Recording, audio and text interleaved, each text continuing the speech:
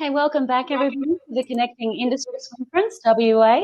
This is our final speaker presentation of the conference today, and I'd like to introduce to you Luke from the Yara Pilbera Renewable Ammonia and Hydrogen Plant Project.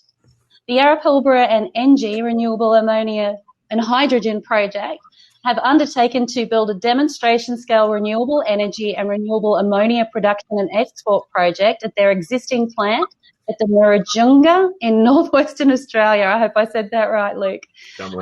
Yara Pilbera liquid ammonia facility began operations in 2006 and is one of the world's largest single-train ammonia production facilities. ENGIE is a large French multinational electric utility company who in late 2017 announced their new global business unit focused on renewable hydrogen. The commercial demonstration plant would be powered by a dedicated solar farm, and the project facilities will cover an area of over 20 hectares. Subject to successful completion of the technical and commercial milestones and financial investment decision to proceed construction, renewable energy and renewable ammonia production could begin as early as 2023. So please welcome Luke Blackburn. Luke is the Manager for Government and External Relations for Yara Pilbera. Luke is a corporate affairs executive with over 15 years' experience in managing communications and external relations around the world for Yara Pilbera. He's focused on their green ammonia project in collaboration with ENGIE, and Luke has worked with Chevron and Woodside for several years, including global advisory roles in the United States, Africa, and the Middle East and Eastern Europe.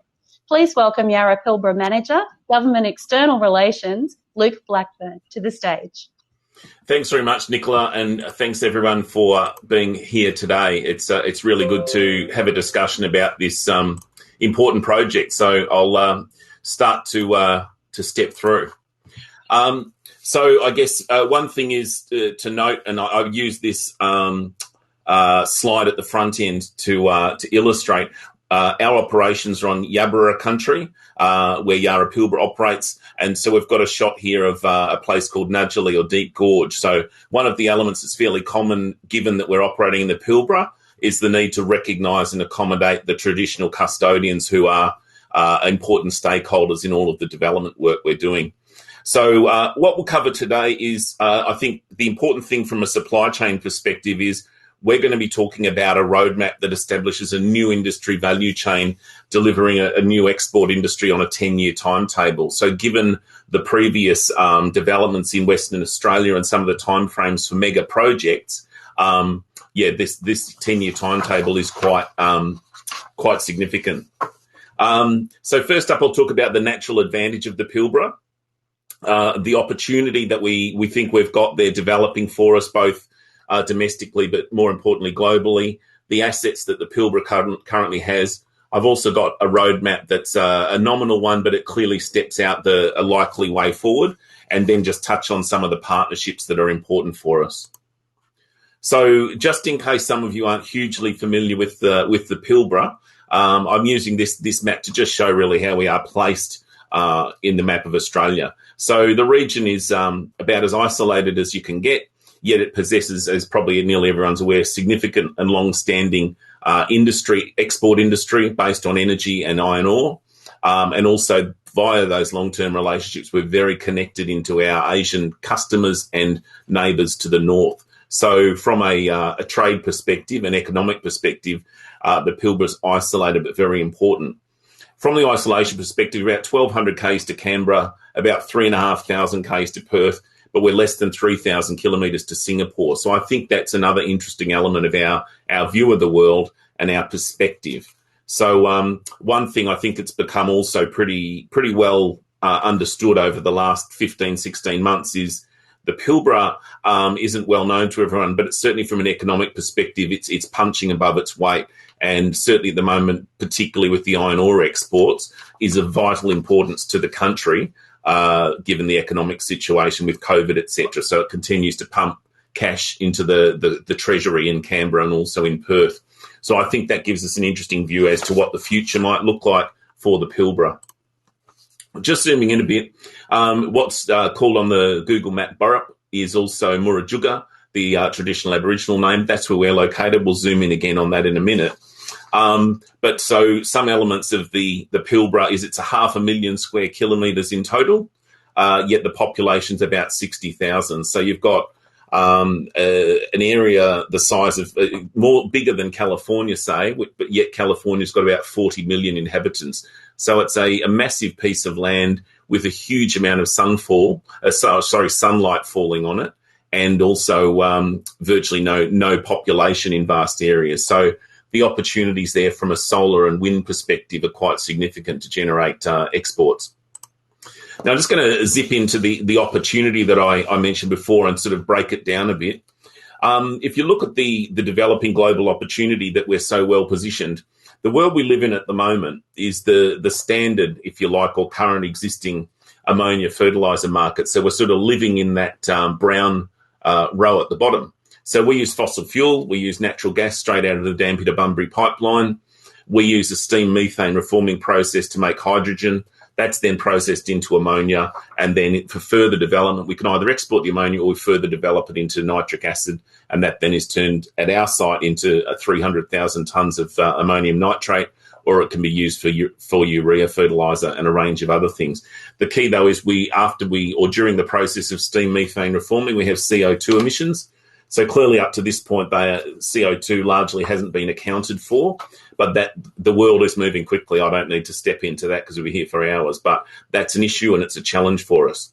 So considering these issues, we're moving ourselves into this opportunity, which is green ammonia, green fertiliser, green hydrogen. And so the difference here is we use a renewable energy in our first project, which I'll step through. We use solar panels, but you combine solar and wind, etc., which a number of other projects are looking at. Then you just use that renewable energy to split water into hydrogen and oxygen. And so therefore we've obtained the hydrogen that we had before on the brown one, but in this instance we produce oxygen as a byproduct instead of CO2.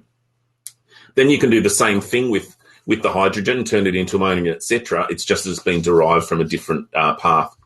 The interesting element, of course, though, is that the brown bit, which is the world we live in, ends up in nitrates, fertilisers, other various uses. What we're looking at via the blue opportunity at the top is this green hydrogen market. It currently doesn't exist because no one's really producing green hydrogen at any scale that matters. And so that as it develops, and I think everyone is starting to understand that it is developing, it creates new opportunity. Ammonia as an energy carrier is another interesting one. We'll touch on this, but when you think of things like marine fuel without carbon in it, a big drive at the moment and into the future, ammonia basically serves the same purpose, if you like, as an LNG, where LNG is liquefied gas to get the energy in a more concentrated form to export. Ammonia could serve the same purpose, effectively carrying the hydrogen, and you can then either combust or burn the ammonia or split it back up and take the hydrogen out. So what you look at here is an existing process, a new process, and then via that new process, developing new markets and new opportunities. I mentioned the assets, and it's pretty obvious when you zoom into this level what we've got sitting here. So going from the 500,000 square kilometres of the Pilbara, what we're looking at here is a small area whereby you've got a really big concentration of existing energy infrastructure. So just stepping through from my home turf, Yara has got an ammonia plant with the 2 tanks you can see, and then there's the nitrates plant next door. And what we're seeking to do is build this renewable hydrogen project in that area that I've circled. We take currently our feedstock, as I mentioned, is natural gas straight out of the Dampier to Bunbury pipeline, which starts basically at the Woodside Northwest Shelf Venture plant and continues for 1,500 k's. There's also the Burrup Strategic Industrial Area created by the West Australian Government with vacant lots for further expansion or development. And then stepping through the other infrastructure, Woodside Northwest Shelf Venture has 5 LNG trains. Woodside Pluto has a single train, but of course they're pushing to develop a second train on the empty spots you can see there. We've also got the Dampier Port, which includes a bulk liquids wharf and the service corridor for export. So we're well over 9 million tonnes in total of ammonia exported across that wharf to date. And obviously there's spare capacity there and the ability for us to potentially make more product and make it in a green manner. So I guess this is one of the key slides, and I think there's any number of focal points here that people are interested in. I think we call our first project the 10 megawatt one, which has received funding recently from ARENA. We call it phase 0. I guess, because it's not a huge scale up. It's really a catalyst or a testing ground or a demonstration, however you want to call it. But what we're basically doing is injecting less than 1%, but nevertheless 10 megawatts of renewable of electrolysis based on renewables into our existing plant. So what we're just starting to do here is produce some green molecules, if you like, some green ammonia, green hydrogen, and then injecting those into the market. So we can start to see what's the price premium, what are people willing to pay, and also what sort of volumes can we start to talk about as we progress. So as Nicola mentioned, that's likely to be up and operating in 2023. And then when you start to move across, you can see phase 1 could be anything up to 500 megawatts, so 50 times the size. So if you consider the infrastructure, the operations, all sorts of aspects there, then that's a very significant step up. The other thing is we're looking there at this potentially being in operation in 2026. Then you've got an even greater scale up in operation by 2028, and then a further expansion or consolidation, and that's all up and running in 2030. So I guess what we're looking at here is potentially almost ongoing expansion and construction right through the next 9 years. The key for us at the moment, key focus is to get that phase 0 to the point where it's in construction and operations. So at the moment, we're going through some final commercial issues with ENGIE, who will be the constructor and operator of that element. And once that happens, of course, ENGIE will move to appoint an EPC and the various contracts will fall out. And again, as I'm saying, without dismissing the 10 megawatts, it's important and it plays a critical catalyst type role. The reality is those next expansions will be so critical given their scale. The other interesting thing to note, I guess, is I won't touch on it too much, but we sit amongst the Murujuga rock art, which is going for World Heritage listing. So whilst we'll construct the first plant, including the power gen, the solar panels, on Murujuga next to our existing facility, the power generation via wind and solar, etc., for all of the other phases will have to be remote. So they have to be on the mainland across from Murujuga. So that means there'll be services, corridors, etc., and land take in the inland Pilbara and construction, etc. So that's, I guess, the gist of the whole process. We haven't, obviously, the project phase 0 is pretty much sorted, if you like. We're at that final point. The others, phase 1, 2, and 3, could take a number of different shapes. So, for instance, we may just sign an offtake agreement with a significant energy developer in phase 1, and just basically we'd be the off-taker and take the new green hydrogen into our plant for processing into ammonia, or we may have other involvement further downstream. So the important thing, though, is we're driving to a short time frame to develop a new export industry here. This is, I've mentioned the rock art briefly. I've mentioned partnerships. This is a very important element. Most people involved in extractives, mining, anything like that will be aware of the Juukan Gorge issue with Rio Tinto. And so what we see here in the red circles on the right are the registered and audited heritage sites. So they were recently surveyed with the local traditional owners and verified and basically marked out, and therefore on the left is what you see, the black lines of the solar panels. So what we're able to do is just engineer the footprint to avoid any impact on heritage, and that's a critical element of large-scale expansion in a fast time frame. If you think about it, if you're going to have significant impacts on heritage, that will cause delays and challenges in getting approvals, etc. The other thing to note is there's a big excision there from the red rocks into the big gap. The reason for that is those red rocks form part of the National Heritage Register. So again, any developer and contractor needs to have an awareness of how traditional cultural heritage can have an impact, and you need to plan for that and address it very much at the front end. Just wanted to emphasise the support and alignment we've got, because I think this is critical in understanding how we'll move things forward. So we played a pretty active role in the development of the WA renewable hydrogen strategy. And so I think anyone who's interested in getting involved at any level, from contracting to services to construction, etc., should take a look at these sort of documents, because you'll understand what the broader picture is and what the government's driving for, and therefore the private sector as well. So these are the 4 strategic focus areas, and I think, again, you can see how we're playing a role just through even the small project in those focus areas. So the remote applications one is focused on reducing reliance on diesel for remotely located industries, and some of you are probably aware of FMG's large focus in this area, given they burn about 600 million litres of diesel a year. Rio has similar challenges, about 1 billion litres a year. So that means there's already some large-scale opportunities for remote applications if we can get the model right. Hydrogen blending in natural gas networks is a great opportunity to start to decarbonise the WA gas sector. And, of course, it also extends the life of existing pipeline assets, given you can start to change them out from just natural gas to a blend and then maybe to pure hydrogen at some point. I'm not an expert in that, but, for instance, the Australian Gas Infrastructure Group that operates the Dampier to Bunbury pipeline is currently looking at feasibility studies of hydrogen injection there. With regards to transport, there's any number of opportunities there, from hydrogen buses, which FMG is running, to all sorts of other things, particularly long-range trucking, etc.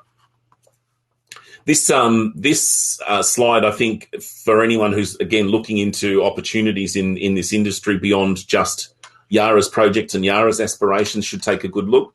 This comes from, I think it's the Department of Primary Industries and Regional Development. And so what they're showing is overall the picture. And I think even this, there's not bits missing, but you can start to draw a bigger picture out when you think where we're sitting, the renewable ammonia study there in Karratha. The city of Karratha has actually received funding for a hydrogen technology cluster. So you're likely to see, again, a bit more concentration there. And the Prime Minister announced in April that there'll be 5 hydrogen hubs around Australia. So that includes funding of about $275 million. So potentially we could see a $50 million plus federal government investment into Karratha and the Pilbara, which would just accelerate these developments. So the opportunities are well and truly out there, and they're maturing fairly rapidly. The national roadmap, again, is just as important. It's not as though WA is on its own, not by any means. And so their adaptive pathway, as they call it, to 2025, which is 4 years away, is clearly laid out here. So what you can see is, again, our project and our roadmap fits very nicely with this of advanced pilots, trials and demonstration project. So 10 megawatts is not massive in, say, the ammonia or broader way of looking at things, but from the renewables being integrated with existing facilities to produce it, it's significant. And so, as you can also see, the national roadmap's looking at supply chain infrastructure needs, etc., and that feeds back into the government's hydrogen hub. So there's certainly plenty of alignment right through from industry up to the state and the federal government. This is just, again, another indication of the good alignment. I guess I emphasise this because what you read in the media is really a lot of misalignment, if you like, and concerns. But when you look at this, ARENA's provided over $100 million of federal funding, $42 million to our project. NERA has provided regional hydrogen tech cluster funding, as I mentioned, including to the city of Karratha. Regional Development Australia has been very interested and active in the last few months. They presented on our project in Canberra this week. And then the the Northern Australia Infrastructure Facility has had some reforms passed, which means that they can be more flexible, including taking an equity stake in projects, as well as a broader definition of what the elements are they can fund. So we can see a big push of pretty good alignment at even the federal level around this stuff. Now, something I touched on before, the partnerships are critical. So I've shown this big empty space. There's another way of conceiving the Pilbara, and that is where every piece of the landscape and all the other natural assets have meaning.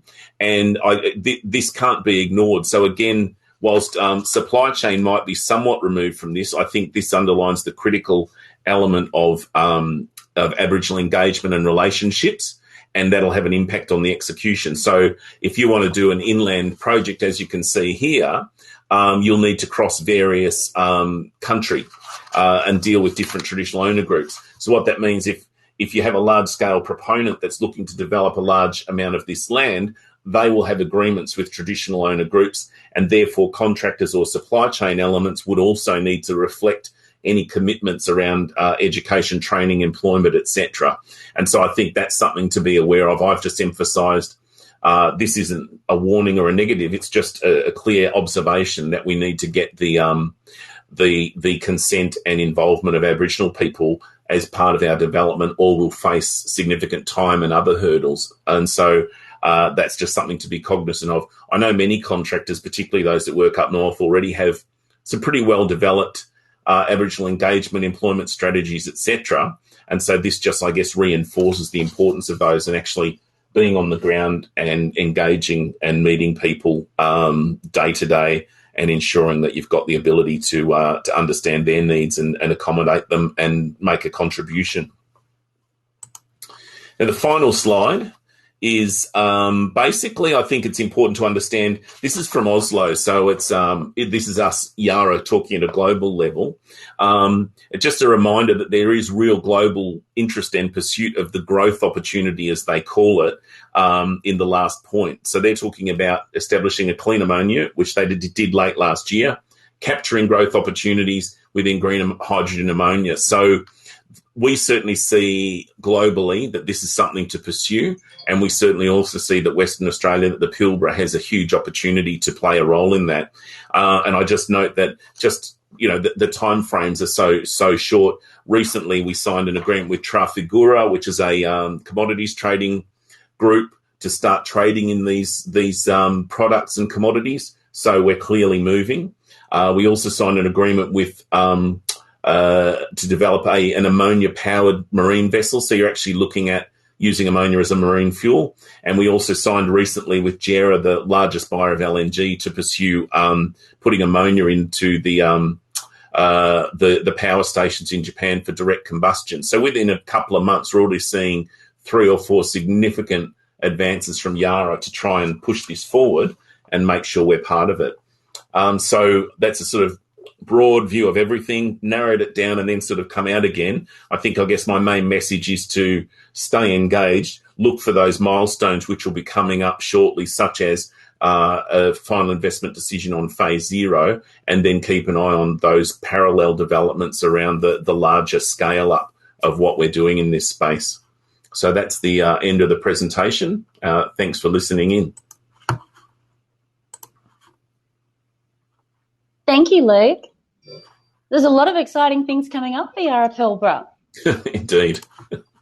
I did notice when I was researching your presentation on the website that your community consultation, your 4 weeks consultation, or the public consultative period from the Environmental Protective Agency closed pretty much bang on a month ago. Have you had any feedback as yet? Yeah, we did. We had a range of submissions. I guess there's a lot of, how do I put it? There's a contested aspect to how well we fit into the fact that there's World Heritage rock art around us. And so I guess the only thing we can do there is constantly work with the local traditional owners, which in our case is Murujuga Aboriginal Corporation, and gain their approval. So, for instance, they wrote a letter of support because they see the opportunities the project and the broader scale up might realise for the Aboriginal community. And the other things, I guess, are just about the fact that this is the addition to the plan is 0 emissions, and therefore some of the interest is in scaling it up, if you like, because, of course, the more we produce that's green, the less we need to take in the natural gas, which has emissions associated. Interestingly, there's also been a really big increase, not associated with our project, but a really big increase in the focus on carbon capture and storage. So, I mean, I'm not sure if it's still the world's biggest, but Chevron clearly has a massive carbon capture and storage project on Barrow Island, and that's certainly being seen as some element of the way forward by a lot of stakeholders. So there's just so much going on. There's so much buzz around ammonia and hydrogen at the moment nationally, and looking at some of the resources and the announcements that have come out from government, you did highlight that the Pilbara is going to be one of the hydrogen hubs. Ironically, another one that's been earmarked is Gladstone in central Queensland, which is where we actually hosted our first Connecting Industry conference. So we're kind of neighbours that way, I guess. Oh, yeah, definitely. And I think what we've tried to emphasise, I caught up with the Queensland Hydrogen Task Force not long ago.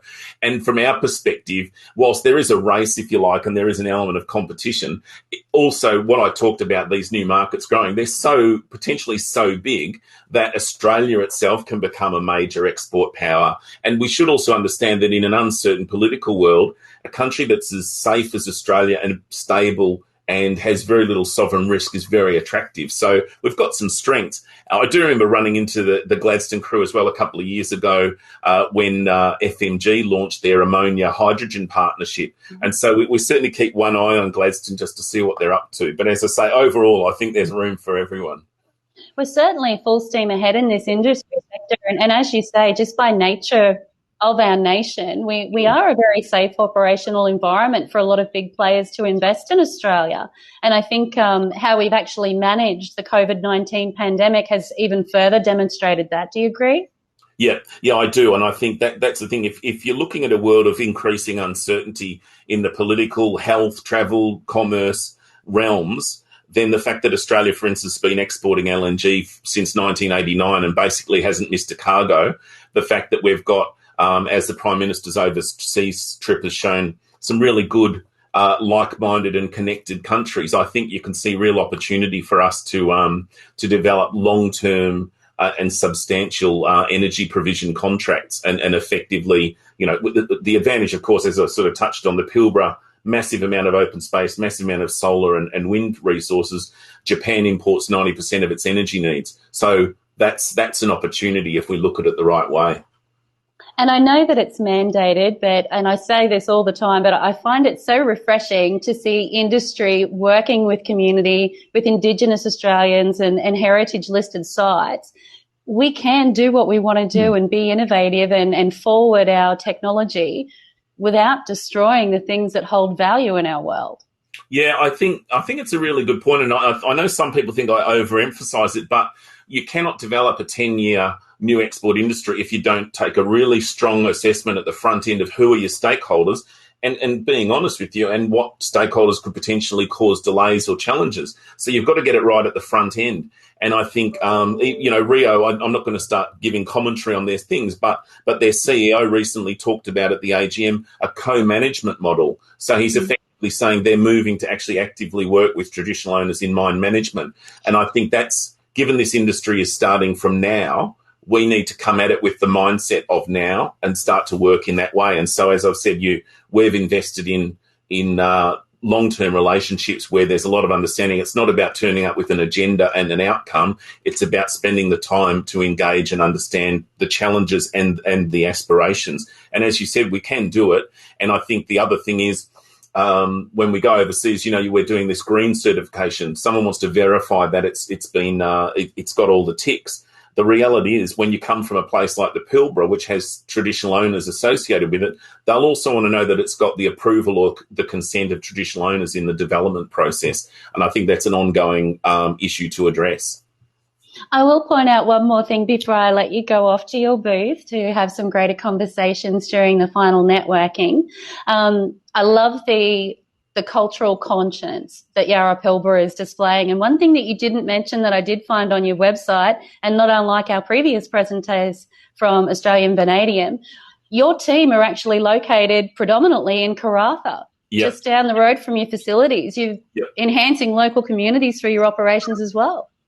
Yeah, it's funny. I didn't mention that, and I think we just take it for granted. So even I'm a Perth-based role for specific reasons because I'm basically dealing with government, but I hadn't lived in the Pilbara for 10 years, so I spent my first 6 months in the Pilbara again to make sure I knew who was who and what's what and get the feel of the place. And I think it's a really important element because if you've got well-paid manufacturing roles as our chemical processing, and you can take your family to live in a part of the world that can be a bit hot sometimes during the year, but otherwise there's a bunch of opportunities, then of course we want to support the local communities. And of course we've got a park run on Saturday, the first kickoff that we've got the park run and we've sponsored that. We've got a bunch of our oldies playing in their seniors AFL, and then everyone's involved in the basketball team and that. So we're not flying people up in high vis, putting them in a camp, putting them back on a plane. When I visit the community, our people are literally in the community and part of it. So it makes a huge difference. And obviously more cost-effective as an approach for the business to resource as well. It is. The one thing we'd put as a caveat on that is housing in Karratha and the Pilbara more broadly is going like that. So any builders that want some work, head to the Pilbara. That's one challenge. We had an interesting discussion in Canberra with the other regions, and they were talking about cheap housing as being an opportunity to get people to move. But unfortunately in the Pilbara, because of the success at the moment, housing's actually constrained. But otherwise, yeah, it is a cost-effective way of managing things. You're probably partially responsible for that. Yeah, guilty. Guilty. If you would like to talk to our speaker from Yara Pilbara, please join Luke in the booth. So you have a booth. So if you want to head to the booth section, enter the Yara Pilbara booth. Luke will be there for the next 30 minutes to answer your questions. Thank you so much, Luke. I thoroughly enjoyed your presentation. Could you head over to the booth for me, please? Yeah, thank you.